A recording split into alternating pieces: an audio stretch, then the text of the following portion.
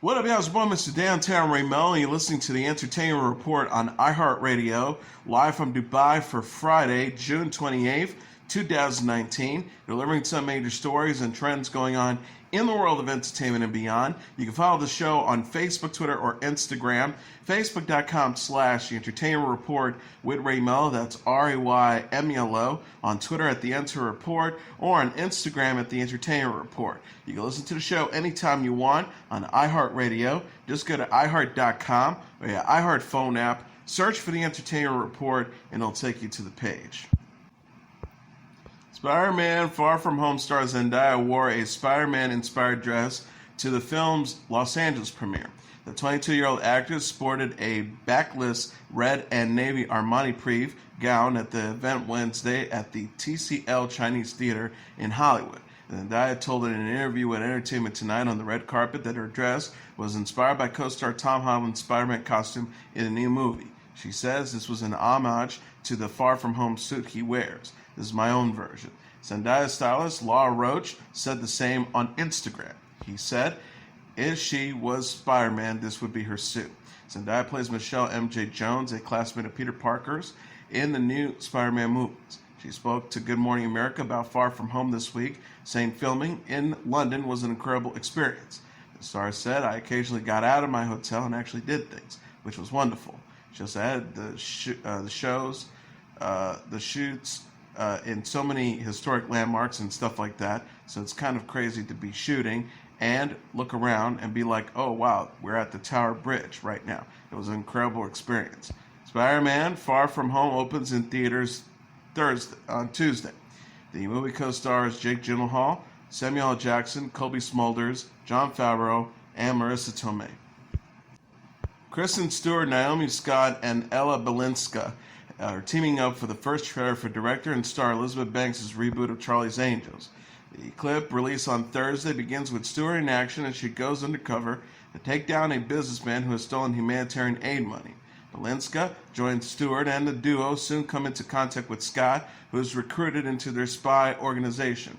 Banks, Patrick Stewart, and Jimon Honso make appearances in multiple Bosleys, the representative of the mysterious Charles Townsend, who is in charge of the Angels.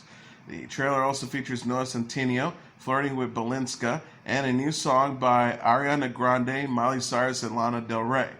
The synopsis reads, with the world's smartest, bravest, and most highly trained women all over the globe, there are now teams of angels guided by multiple Bosleys taking on the toughest jobs everywhere. Charlie's Angels is set to arrive in theaters November 15th. Paul Rudd is set to star in director Jason Reitman's new Ghostbusters film following the events of the original Ghostbusters movies in the 1980s. Rudd is in final negotiations to join the project from Sony, and will be released into theaters on July 10, 2020. Official Ghostbusters Twitter account confirmed Rudd's involvement on Thursday by uploading a video of the actors standing in front of the fire station that serves as the team's headquarters. Rudd says in the clip, when I heard they were going to call me as well, as you can imagine, I nearly slimed myself. Can't wait to join the cast this fall for Ghostbusters. Rudd is slated to portray a teacher in the film. Carrie Coon, Finn Wolfhard, and McKenna Grace are also set to star. Original series star Sigourney Weaver previously said in an interview with Parade that she'll be starring in the new film alongside original stars Bill Murray and Dan Aykroyd. She says it's going to be crazy working with the guys again. Reitman, who is the son of director Ivan Reitman, who helmed 1984's Ghostbusters and 1989's Ghostbusters 2, is co-writing the new film with Gil Kenan. His father is producing. It remains to be seen if original star Ernie Hudson will be making an appearance in the new film. Original star Harold Ramis died in 2014. Weaver, Murray, Aykroyd, and Hudson had cameos in Sony's 2016's Ghostbusters film, which featured Kristen Wiig, Kate McKinnon, Leslie Jones, Melissa McCarthy, and Chris Hemsworth. The 2016 film did not take the same place as the original timeline of the original movies. Pop TV announced Thursday it has saved the sitcom One Day at a Time from cancellation. Netflix said in March it had passed on renewing the show for a fourth season.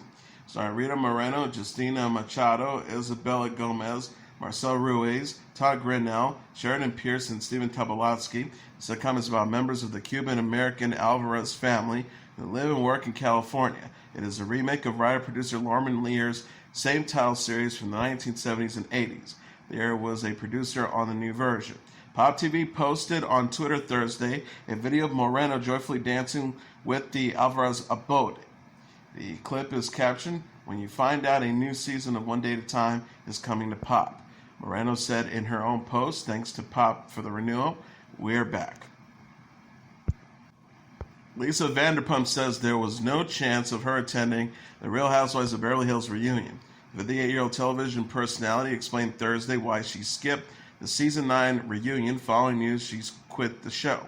Vanderpump spoke out on Twitter after a fan said they hoped she would appear in the episode, which airs July 16. Vanderpump said she didn't attend the reunion because her co-stars were being bullies. The star wrote, "No, in season 4 and 6, it was the whole cast against me, and I sat there 10 hours. This year again, it was 5 against 1. I was done. It was just too vicious this time. I wasn't in the same place emotionally. #bullies. There was no chance of reuniting." Bravo personality Andy Cohen, who hosts the Real Housewives reunion, said this month that Vanderpump missed filming. He says, "There's major things happening. There's trouble afoot in Beverly Hills." Vanderpump later confirmed she quit Real Housewives of Beverly Hills. She told Extra, "This last year was a very negative year for me. I just had a horrible time with the show and the women. It was a very sad time in my life, and it wasn't made any better. I just decided to walk away." Vanderpump clashed with her co-stars in Season 9 over #Puppygate, a scandal where her co-stars accused her of leaking stories about Dorrit Kemsley after a dog Kemsley adopted from her organization ended up in a shelter. Cohen said in an interview with The Hollywood Reporter published Thursday that Vanderpump is welcome back on the show if she chooses. He says, "I think she knows it's an open door, and like all these shows, the show will go on. We will miss her, but there is a fantastic group of all-stars that remain on the show, so I can't wait to see what happens next." And a related story, Andy Cohen thinks it's time for more women to be part of late-night TV. The 51-year-old television personality discussed diversity in a late-night television in an interview with The Hollywood Reporter published Thursday. Cohen, who has hosted the Bravo series Watch What Happens Live since 2009, says it doesn't surprise him that he remains the only openly gay late-night host and voices hope that networks will name some more women as hosts. Cohen says, "There's Samantha Bee, but it's incredible to me that there are no 5-night-a-week talk shows helmed by women. It makes no sense to me. So no, the idea that I'd be in the only gay guy and that it's been 10 years, that doesn't really surprise me." He added, "I think it's time for a network to put a woman on 5 nights a week. I'd love to see that." Bee hosts the TBS series Full Frontal with Samantha Bee on Wednesdays. YouTube star Lily Singh announced in March she will host her own late-night show, Little Late with Lily Singh, on NBC beginning in September. Cohen will celebrate the 10th anniversary of Watch What Happens Live in July. He has hosted such stars as Meryl Streep, Jennifer Lopez, and Oprah Winfrey throughout the show's run, and says he hasn't thought about the show's future. The star says, "For us, every new guest, every new big star that we get to come on the show who has never been on is why I keep doing it. And beyond that, it's for people who love the show." Henry Cavill has signed on to play iconic sleuth Sherlock Holmes in the new movie Enola Holmes. EW.com reported the casting news Thursday. Our report says Cavill, who is known for playing Superman in the Man of Steel, Batman vs. Superman, Dawn of Justice, and Justice League, will play the older brother of aspiring detective Enola, who's being portrayed by Stranger Things standout Millie Bobby Brown. The project was announced in January 2018. The legendary entertainment film is based on the Nancy Springer Enola Holmes Mysteries novel series. Helena Bonham Carter is playing Enola's mother in the screen version. Shaka Khan appeared on Andy Cohen's Watch What Happens Live and gave her honest opinion about Prince, Ariana Grande, and Kanye West. The music legend was asked by Cohen on Wednesday about what would surprise people about Prince, said that the late singer was lonely. Khan said, "I don't know if it showed, but he was a lonely person," before explaining how she had not talked to Prince during the last year of his life and how she wasn't aware of any health issues he was having. Khan, when asked from a fan who she thought had the best performance at Aretha Franklin's funeral, responded with Grande. She said Ariana did a great job before teasing a future collaboration between herself and the pop star in the form of a song that will appear in an upcoming film that will be kept under wraps. Khan's 1984 song "Through the Fire" was sampled by Kanye West's 2004 track "Through the Wire." Khan, however, was not happy with how West used her voice in his breakout hit. Khan said that her conversations with West about sampling "Through the Fire" went very differently than how the finished product turned out. She said of how her voice sounds on "Through the Wire," "I thought it was a little insulting. Not insulting, I thought it was stupid. If I had known he was going to do that, I would have said hell no." Daisy Ridley appeared on The Tonight Show and discussed how she felt about wrapping up Star Wars The Rise of Skywalker. Ridley told host Jimmy Fallon on Wednesday that the next entry in the Star Wars saga will have an epic conclusion. Ridley, who portrays main character Rey, said it's very exciting about the ending before detailing how she cried after finishing production on her scenes. She says, "I was an embarrassment. I couldn't remember a thing." She continued, "Everybody had to do like a rap speech, and John rapped just like before me, and I was like, oh no," referencing to her co-star John Boyega, who portrays Finn. Ridley says that when she was given the microphone to address the cast and crew, she couldn't stop crying. Star Wars The Rise of Skywalker is set to arrive in theaters on December 20th. Ridley will next be seen in Hamlet-based drama Ophelia, which will come to theaters on Friday. Ridley also rapped Little Kim's verse from Lady Marmalade and taught Fallon how to pour the perfect pint. Good Morning America co-host Sarah Hines is a mother of three. 41-year-old television personality took to Instagram Wednesday after welcoming a baby boy, Caleb Joseph, with husband Max Schifrin. Haynes shared a slideshow of photos of herself with Schifrin and baby Caleb. She and Schifrin are also parents to 3-year-old son Alec Richard and 18-month-old daughter Sandra Grace. Haynes captioned the post, "We did it at Max Schifrin. Our beautiful baby boy, Caleb Joseph, has arrived. We couldn't be in love with our little guy and can't wait for him to meet Alec and Sandra."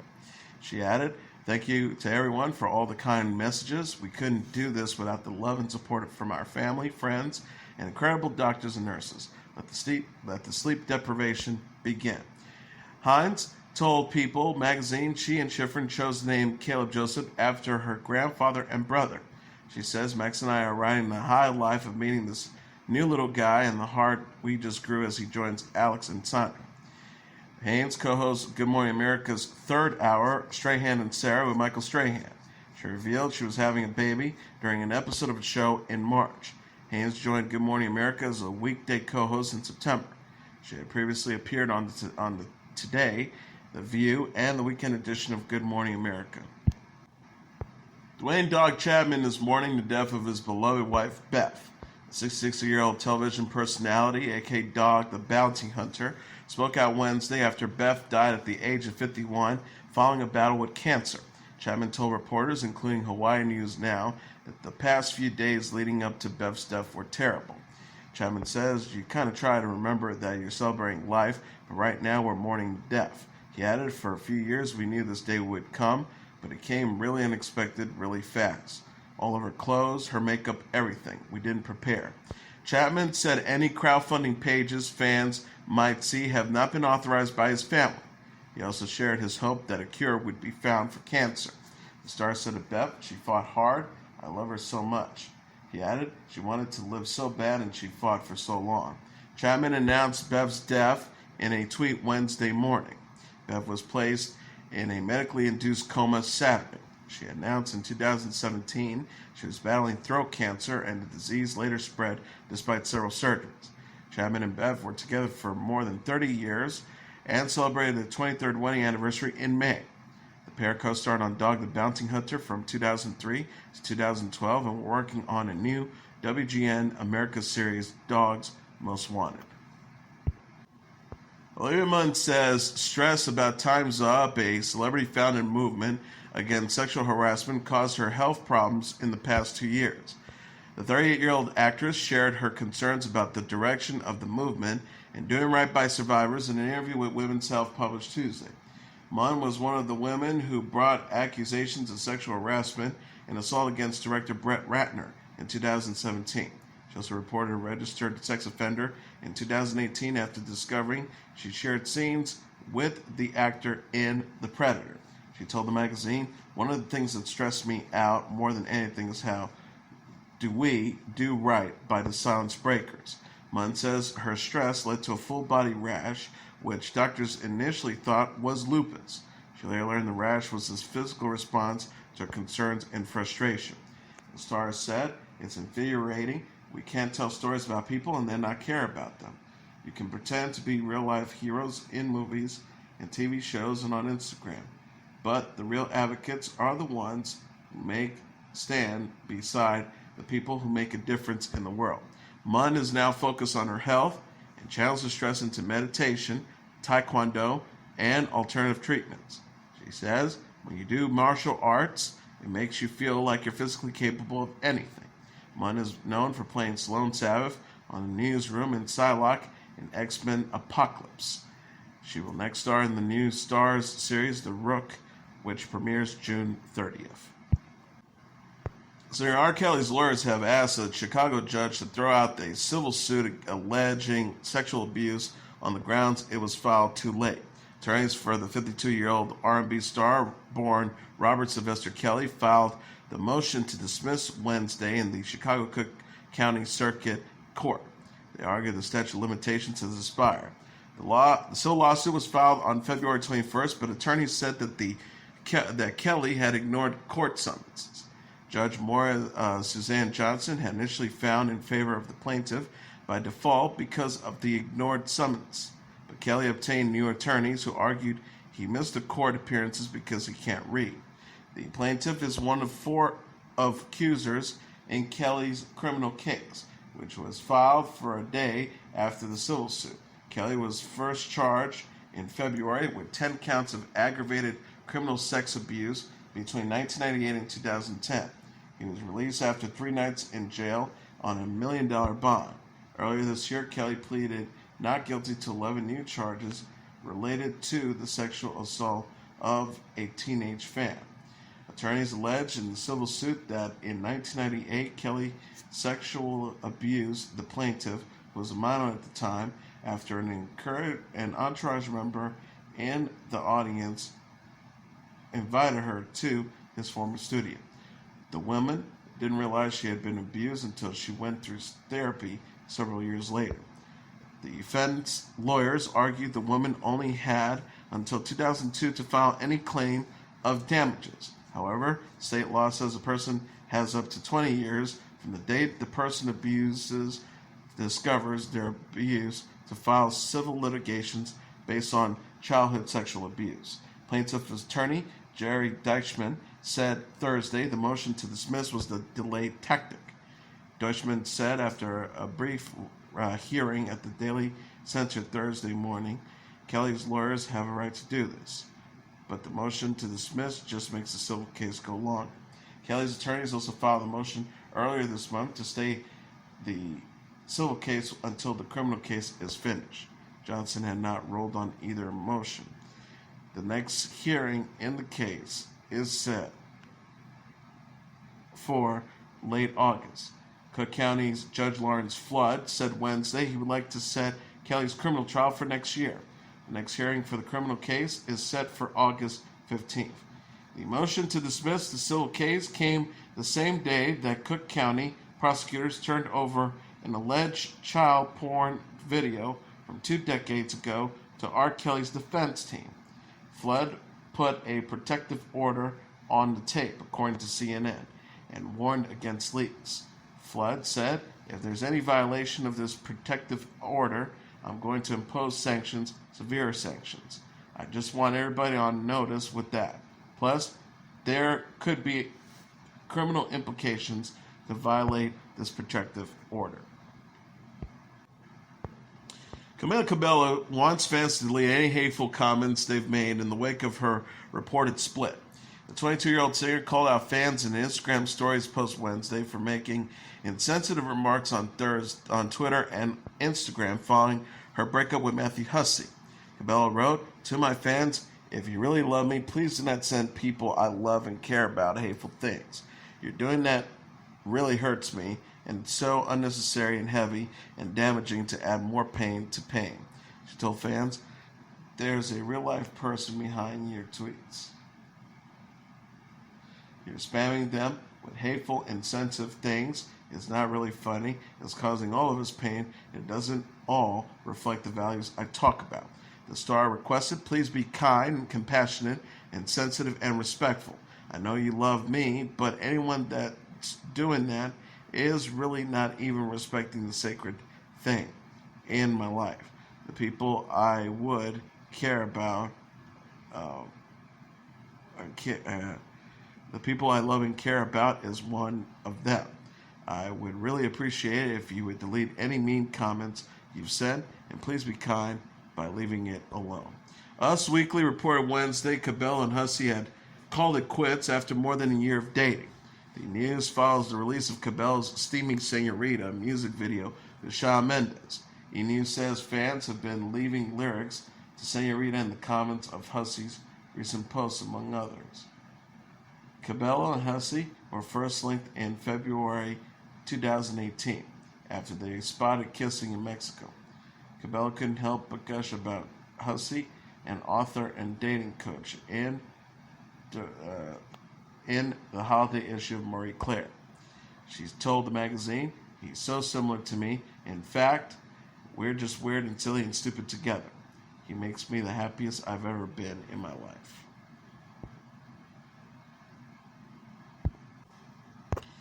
Black Keys members Dan Auerbach and Patrick Carney are shutting down reports of a feud.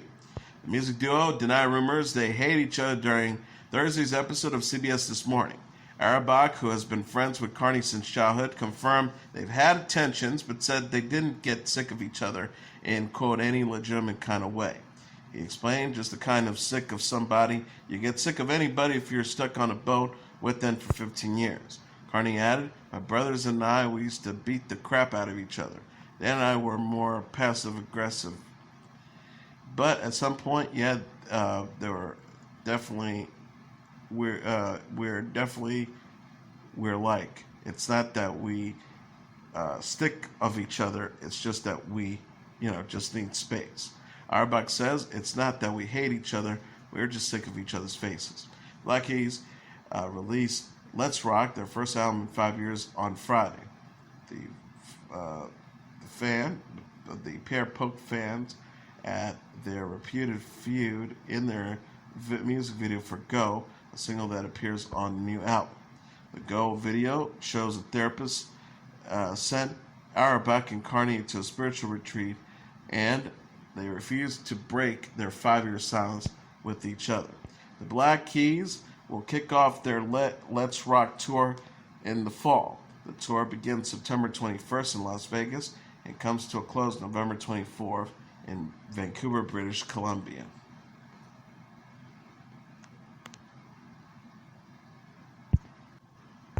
Taylor Swift has been tapped to headline Amazon's Prime Day concert on July 10th, which will also feature Dua Lipa, SZA, and Becky G.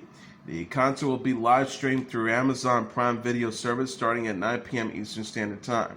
Actress Jane Lynch will be hosting the program. Prime Day is Amazon's 2-day shopping event exclusively for Prime members that will take place July 15th through the 16th. Swift's next album, called Lover, will be released on August 23rd. The album will contain the singles Me and You Need to Calm Down. And as your entertainment report for Friday, June 28th, 2019, I'm your host, Mr. Downtown Melo. I'll be back on Monday to deliver some major stories and trends going on in the world of entertainment and beyond. You can follow the show on Facebook, Twitter, or Instagram. Facebook.com/The Entertainment Report with Ray Melo. That's RAYMELO. On Twitter at The Enter Report, or on Instagram at The Entertainment Report. You can listen to this episode or any previous episodes of The Entertainment Report anytime you want on iHeartRadio. Just go to iHeart.com or your iHeart phone app. Search for The Entertainment Report, and it'll take you to the page. Everyone have a great weekend. Good night, and God bless you all.